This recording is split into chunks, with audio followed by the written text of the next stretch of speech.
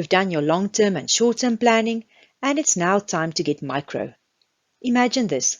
It is Tuesday and you are working on your proposal. And you are into the swing of things. You are progressing like a machine. Your list shrinks and you just feel great. It is 8 p.m. and today's rocking session is coming to an end.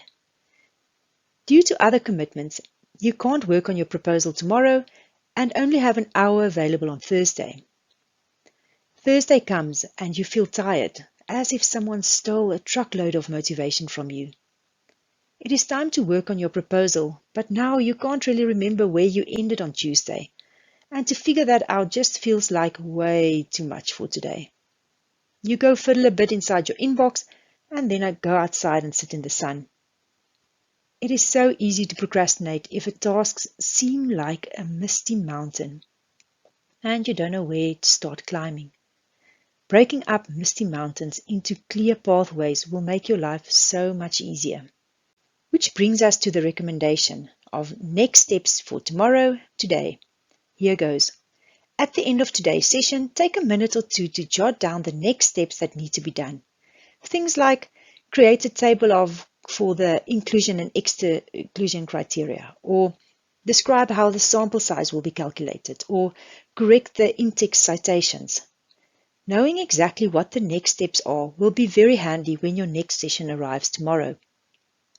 Add them to your diary, your calendar, to-do list app, sticky note, or wherever you feel comfortable, as long as it is easily accessible when tomorrow comes. Even if you only have 30 minutes available, you will know exactly which documents, browsers, or programs to open and can get going immediately. Also, when bombarded by the thought of, oh, it's only 30 minutes, what can I do in 30 minutes? I'm rather going to scroll through social media. You are armed with a plan. Now, why is it important to apply next steps for tomorrow, today? Being ready with the next micro steps means you procrastinate less. We commonly procrastinate when we have to figure out what to do before we can start doing it.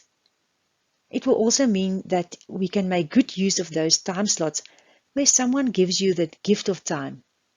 A meeting gets cancelled, or you arrive home earlier than planned. This technique is also beneficial when there will be a few days between today's session and the next, making life easier for your future self. A friend who was doing his PhD once shared his approach with me.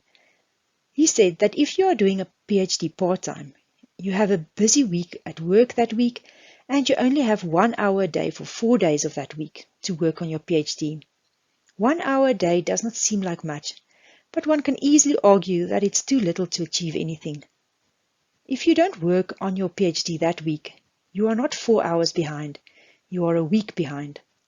Every hour brings you closer to graduation. Let's recap.